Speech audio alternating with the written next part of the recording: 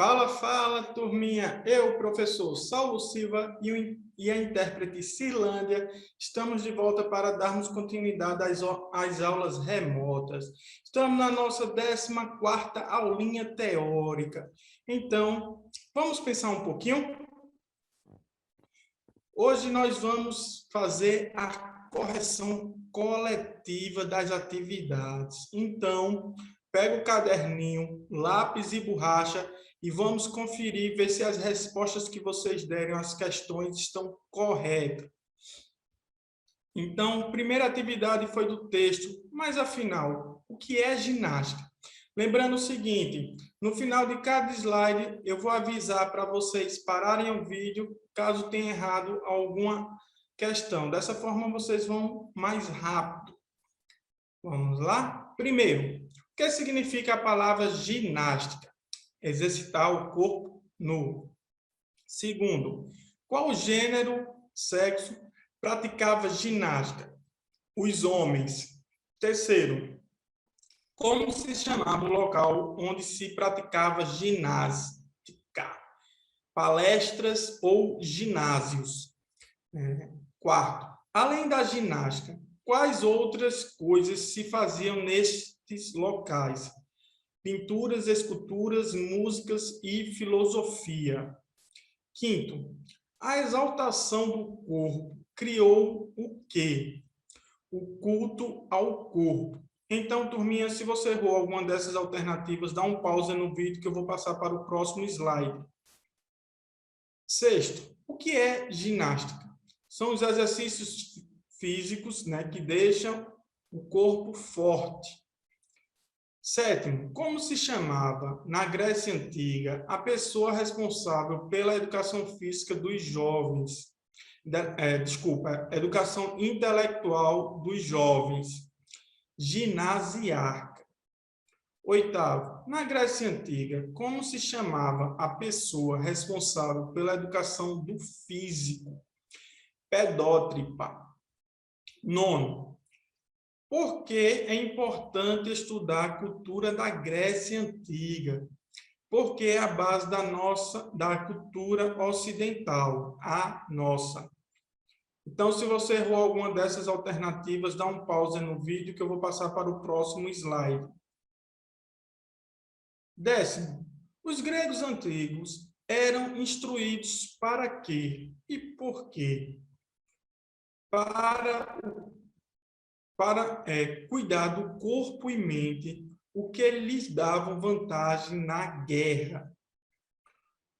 11º, como nós sabemos que na Grécia Antiga foram disputados 293 Jogos Olímpicos durante quase 12 séculos, de 776 a.C.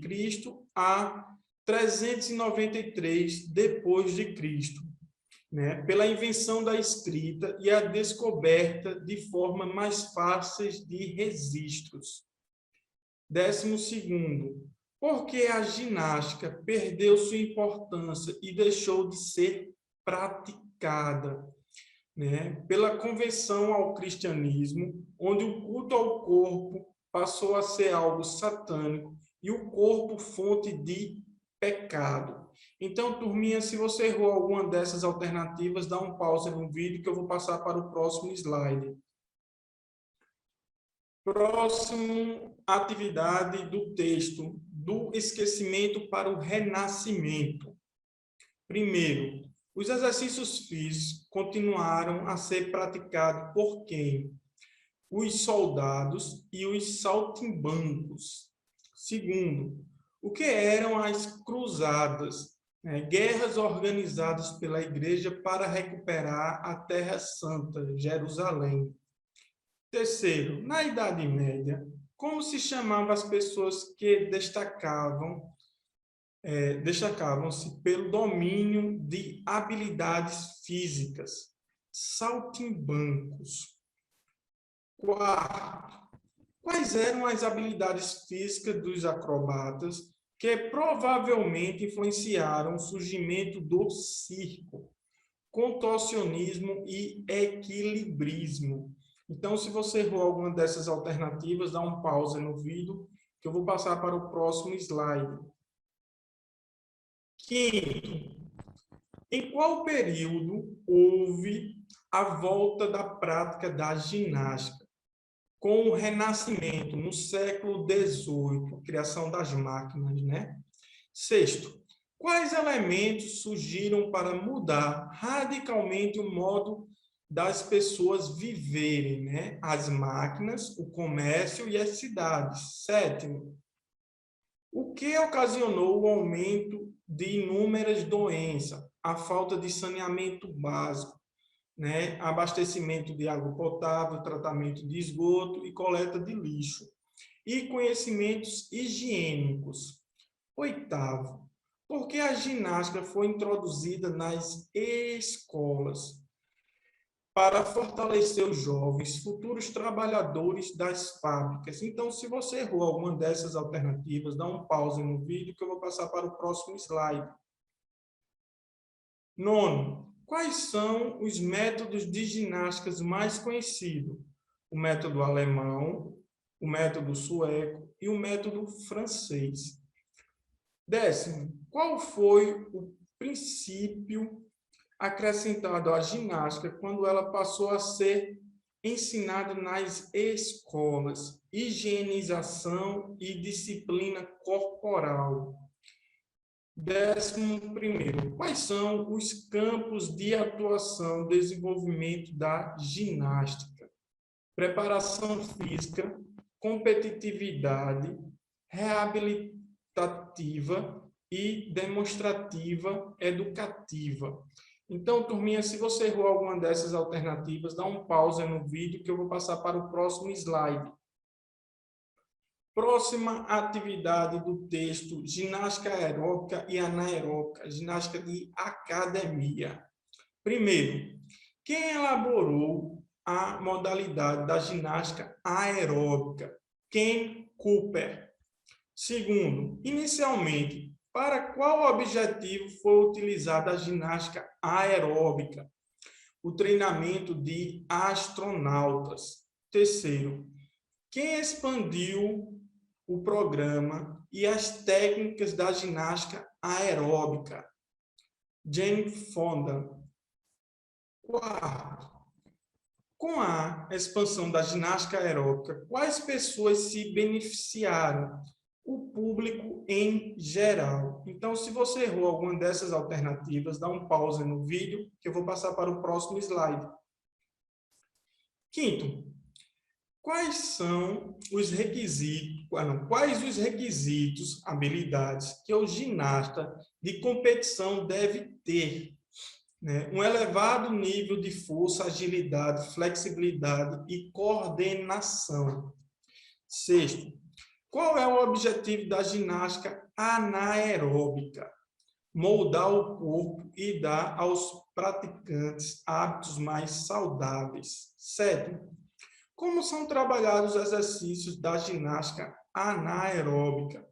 São trabalhados separadamente e para cada parte do corpo é realizada uma sequência de movimentos diferente, seja com peso ou não, individual ou em grupo. Então, se você errou alguma dessas alternativas, dá um pause no vídeo que eu vou passar para o próximo slide. Oitavo, o que significa aeróbico? Com oxigênio. Nono, o que significa anaeróbico? Sem oxigênio. Décimo, quais são as características dos exercícios anaeróbicos? São aqueles realizados de forma lenta, com menor esforço e longa duração. Então, se você errou alguma dessas alternativas, dá um pause no vídeo que eu vou passar para o próximo slide. 11º, quais são as características dos exercícios anaeróbicos? São realizados de forma rápida, com maior esforço e pouca duração. 12º, qual fator diferencia um exercício aeróbico de um exercício anaeróbico? A intensidade. 13º, como conseguimos energia? pela alimentação. Então, turminha, se você errou alguma dessas alternativas, dá um pause no vídeo que eu vou passar para o próximo slide. Sistema energético, próxima atividade do texto, né? Sistema energético. Primeiro, quais são os dois tipos principais de alimentos que são degradados para fornecer energia ao corpo humano? Carboidratos, açúcares simples e gorduras. Segundo, a degradação dos dois principais tipos de alimentos consiste na formação de qual composto? Adenosina trifosfato, ATP. O que é ATP, adenosina trifosfato? É uma estrutura química que armazena energia.